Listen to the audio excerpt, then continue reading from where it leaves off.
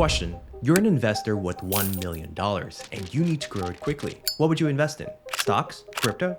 The correct answer is nursing homes, but not in the US.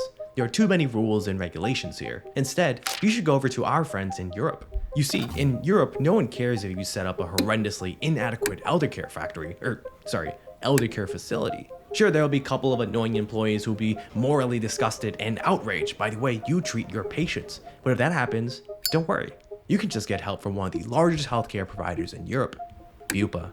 I've never in my life fought for anything, but what I saw in Izard House was so bad that even now it affects me to speak of the things that I see. This is Eileen Chubb, a former care assistant, and in the 1990s, she and her colleagues went through a grueling court case with your good friend, Bupa, about all the horror she witnessed at her job. She used to withhold people's painkillers because they'd be screaming in pain, and she'd withhold the painkillers deliberately. She left people in bed for up to 18 hours at a time, and the smell on the unit when you walked down there, it was rotten flesh. It was people, their skin was breaking down. Reporters went undercover and found patients walking around practically naked outside with soiled underwear, and secretly discovered that workers were rationing adult diapers and reusing pads with urine and feces on it.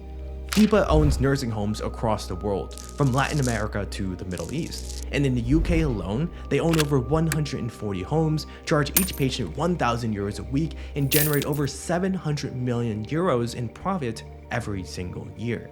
And they're also practically run like a nonprofit, giving them huge tax breaks. So, with all this money floating around, why are their facilities in such appalling conditions? The reason is shocking. But first, back to Eileen Chubb and her court battle. Although she had massive public support on the outside, she and her colleagues were treated terribly on the inside. And we were spat at, we were threatened. The food wasn't brought down to the unit for our residents. Dirty laundry wasn't taken.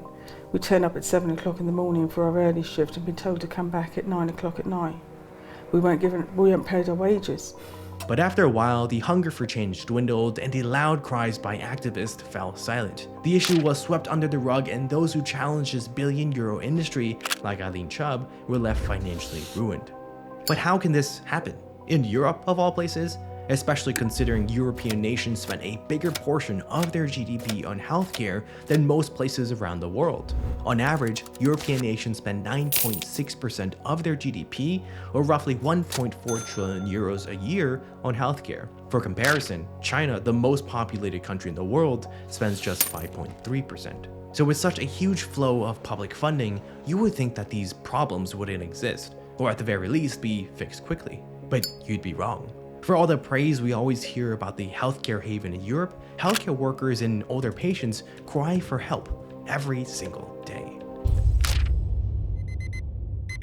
Your alarm is blaring. You're an average nurse in Germany, and today you're expected to drive to 30 different homes in 30 different locations, all in one shift. You can only spend a few minutes with each patient, or else you'll be late. This is the life of Nurse Rosa Lopez, the average day of a caseworker nurse in Germany. But this was in 2018, 2 years before the virus hit the world. If this was a typical day before, I can't even imagine what it's like now with labor shortages, supply constraints, and more. And if you're thinking, sure, it's tough work, but she must be making bank, well, you're in for a surprise. In the US, the national median salary is $41,000 a year. Nurses on average here make $73,000 a year. However, in the UK, the national median salary is £26,000, and nurses on average make around £34,000 a year. So not only does the average US nurse make almost double the US national median salary, the average UK nurse barely makes more than the median salary in the UK. And for what? To go to school for years, work shifts that last 12 hours, be in an extremely stressful environment every single day?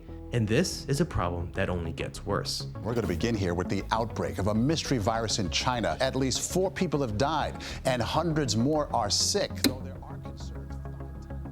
The death is the first in Britain. 10,000 deaths. 50,000 deaths. More than 100,000 deaths linked to the pandemic. In Spain, roughly half of the lives lost during the pandemic happened inside of nursing homes. Lola Parra made a point of meeting us in front of the nursing home where her father-in-law died of the coronavirus. In her view, he lost his life because the management underestimated the danger posed by the infection and made mistakes with fatal consequences. Hundreds of lawsuits are being filed right now because there's evidence that inadequate procedures combined with substandard care sprinkled with poorly maintained facilities may have played a role in this surge of deaths. But Spain isn't even the country with the highest mortality rate per capita among senior homes in Europe. That title belongs to the country famous for its delicious waffles and chocolate, Belgium, with nearly 66% of pandemic deaths occurring in care homes. In an industry that makes billions of dollars a year in profits, how could these care homes be so incompetent? The answer is worse than anything you'd ever expect.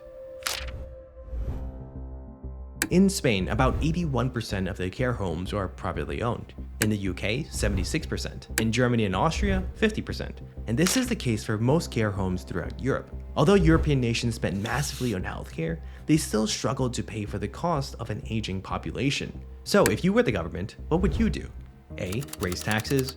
B. Kick the elderly to the curb. C. Reduce the amount of care. Or D. None of the above.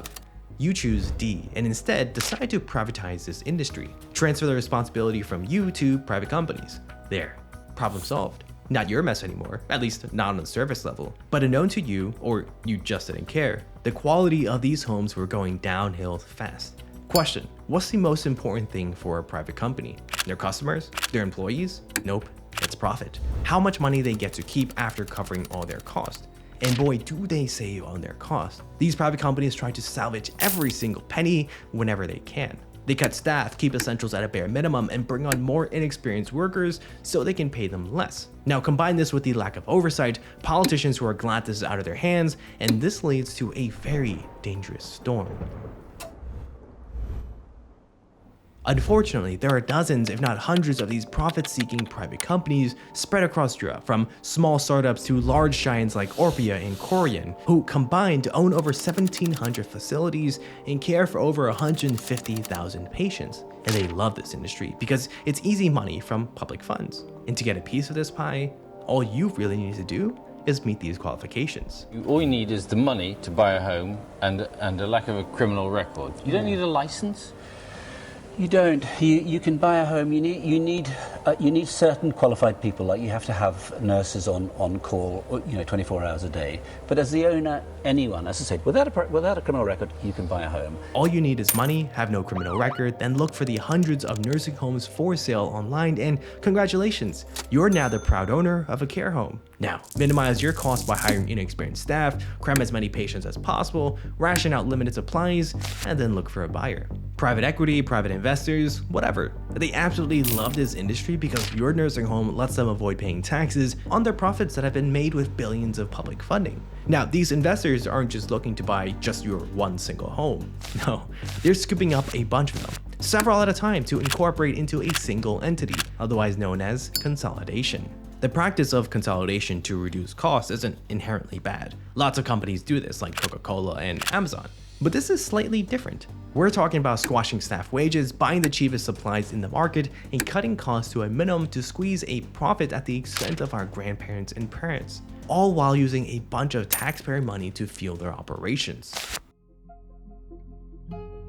Europe is heading down a slippery slope. It's projected that by 2070, Europe's workforce will decrease from 330 million to 292 million workers, and those retiring will nearly triple from 5% to 13%. With this momentous shift of the aged population versus the general workforce and taxpayers, this is going to lead to a disaster that's much worse than today.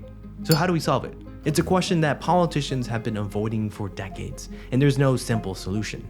It's an issue with thousands of moving pieces, and the people in power continue to sweep this under the rug because it doesn't affect them. At least, not right now. But if you think it's just European nations with a messed up healthcare system, check out this video on why drug prices are outrageously expensive in the US, and I promise you will never see the world the same way again.